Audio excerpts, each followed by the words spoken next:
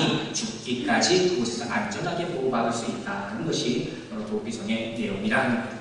그런데 이 이야기가 중요한 것이 아니라 오늘 우리는 이 도피성, 하나님께서 도피성을 세우라 명하신 이 제도로부터 우리에게 주시는 특별한 말씀을 한번 알아보려고 합니다. 자, 무엇보다도 우선 이 도피성을 세우라 하는 주님의 명령은 어떤 의미를 가지고 있는가? 이 일은 우리의 구원에 관한 일이요, 오로지 하나님만이 하실 수 있는 우리 인류를 향한 배려라는 사실을 우리는 기억해야 합니다. 여러분, 한번 생각해 봅시다. 이스라엘 민족이 이제 가나안 땅을 정복하고 땅을 배분 맞습니다. 참 얼마 전까지만 해도 상상도 할 수 없는 일이 벌어졌습니다. 그들이 누굽니까? 400년 동안 애굽에서 노예 생활하던 사람들이 이제 가나안 땅을 정복하고 땅을 공배받게 됐으니 이 사람들 어떻게 이런 일이 벌어질 수 있겠습니까? 이유는 단 하나예요. 하나님이 도우십니다. 하나님이 도우셔서 이제까지 못 이기게 하신 거예요. 출애굽한 그 순간에도 여리고성을 무너뜨릴 때도 홍해바다를 갈랐을 때도 그들은 할 수 없는 것을 우리 주님께서 하게 허락하셨어요. 그 힘을 주셨답니다. 그리고 이제 가나안 땅에 들어가서 그 땅을 분배받게 되는 영광을 갖게 되었어요. 자, 이런 이들의 마음이 어떻겠습니까? 아마 이쯤 되면 이제 다 이뤘다, 이 정도 생각할 거예요. 이제 하나님의 나라가 이 정도 확장되었으니 하나님의 나라가 다 완성된 것이 아니냐, 이런 정도의 결론을 내리고 안심하고 있을 때입니다. 이때 하나님의 또 다른 명령이 떨어지는 거예요. 어떻게 보면 굉장히 황당해요. 하나님의 성취를 이뤘으면 그 다음은 뭘 해야 되겠습니까? 대부분 제사를 지내거나 축하를 하거나 이래할 시점에 전혀 생각지도 못했던 하나님의 명령이 떨어지는데 그게 바로 도피성을 세우라는 거예요. 그리고 알다시피 그 이유는 살인에 관한 것이고, 그 내용을 보면 여기 하나님의 우리가 예측할 수 없는 배려가 감춰져 있다는 것을 우리는 생각을 해야 됩니다. 여러분, 하나님께서는 우리에 대한 그분의 사역을 멈추시는 적이 단 한 번도 없으십니다. 주무시지도 않고 좋으시지도 않고 우리 하나님께서 그 하나님의 역사의 흔적들, 하나님의 하시는 흔적들은 오늘 모든 인류의 역사 가운데 다 나타나 있습니다. 그리고 그 이유는 무엇입니까? 바로 우리를 위한 하나님의 사랑. 오로지 한 가지, 주님께서 우리를 너무도 사랑하시는 그분으로 말미암아 주께서 이런 많은 일들을 행하셨다는 거예요. 여러분, 우리는 잘못하나 주님은 실수하지 않으십니다. 우리는 하나님으로부터 자꾸 멀어지려 하지만 우리 주님께서는 항상 그 자리를 지키십니다.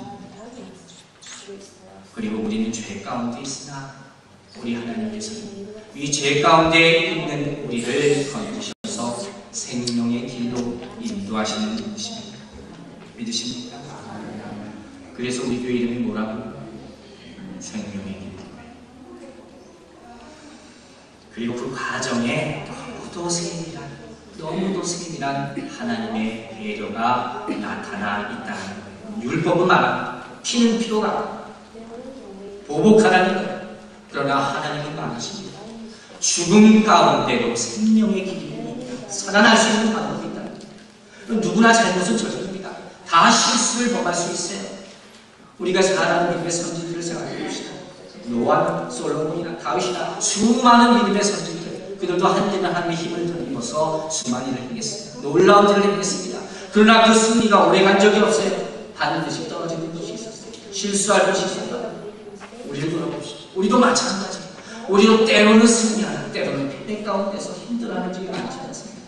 그리고 이 믿음의 선진들이 비록 낙심해서 괴로워하고 있을 때 항상 주님께서 새로운 길을 보여주시고 인도하실 것처럼 우리도 잘못하고 죄 가운데 수 있으나 하나님께서 우리의 새로운 소망을 항상 보여주신다는 사실을 믿으시기 바랍니다. 이게 바로 구원의 길이에요. 히브리서 6장 18절을 보면 이런 말씀이 있어요. 앞에 있는 소망을 얻으려고 피하여 가리라. 앞에 있는 소망을 얻으려고 피하여 가리라. 그 소망의 목적지가 어디겠습니까? 그 피하는 곳이 어디겠습니까? 바로 오늘 본문에 나오는 도피성, 하나님의 도피성. 여러분이 피할 곳이 어디인지 생각해 보시기 바랍니다. 어디에 피하고, 어디에 거하고, 어디에 내 눈을 향해야 하는지를 다시 한번 생각해 보시기 바랍니다. 여러분, 우리는 죄인이에요. 죽을 수밖에 없는 죄인이에요. 죄의 삭은 사망이라 했습니다. 그 말은 우리는 하나님으로부터 심판받아 마땅한 존재라는 것 말입니다.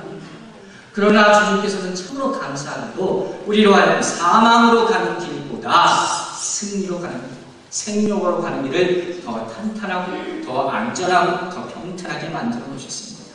그럼 이게 믿겨지지 않습니까? 오늘 본문을 봅시다. 오늘 본문에 도피성에 관한 이야기가 나옵니다. 그런데 이 도피성에 관한 이야기는 놀랍게도 구약성경에 4권에 걸쳐서 나오는 것입니다. 여호수아서에 나오는 본문에 나오고 또 출애굽기에 나오고 신명기, 또 민수기 이렇게 4권에 걸쳐서 이 도피성에 대한 스토리가 나온단 말이에요. 그 자세한 내용을 보면 이 도피성으로 가는 길 아주 쉽게 잘 닦여져 있고 또 표시판까지 보여서 어디로 가는지 명확하게 볼 수 있는 데다가 도피성의 문이 항상 열려 있어요. 누구든지 보세요.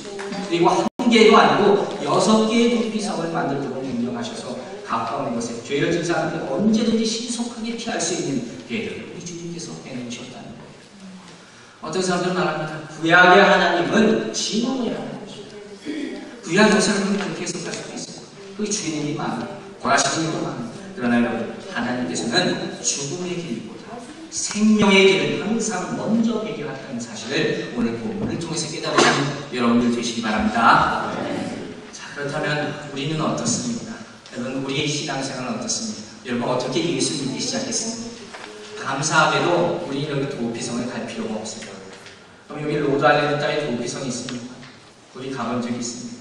여기 갈 필요도 없고 그곳에 급하게 죽을까봐 달려갈 일도 없습니다. 왜냐하면 바로 내 마음에 도피성이 되시는 예수 그리스도께서 자리하고 계시기 때문입니다. 그런데 우리가 그 도피성에 계속 거할 수 있는 조건이 하나 있습니다. 그게 뭐겠습니까? 내가 그분께 다가가고 그분을 믿는 이거 하나예요. 그리고 우리의 이 의지, 하나님은 예수 그리스도를 내 구주로 받아들이겠다는 이 의지와 성령의 역사가 함께할 때 비로소 우리는 주님의 도피성 안에 안전하게 거할 수 있게 됩니다. 제가 이야기를 조금 이어를 하나 됩니다. 제가 요단 땅에 온 지 이제 3년이 됐어요. 이곳에 와서 얼마 안 돼서 시간이 조금만 흘렀을 때입니다. 한국에 있는 분으로부터 전화가 왔어요. 이 전화 내용은 즉슨 자기가 구독표가 하나 생겼는데 나한테 보내주겠다는 거예요. 제가 황당해서 보내는 값이 더 들겠습니다. 그랬더니 뭐 다른 것도 함께 보내줄 게 있고 생각이 굉장히 많이 나는데 근데 여기 생각해 보십시오. 한국에서 여기 로달리 구독표 보내면 그 구두를 어디서 산 거예요?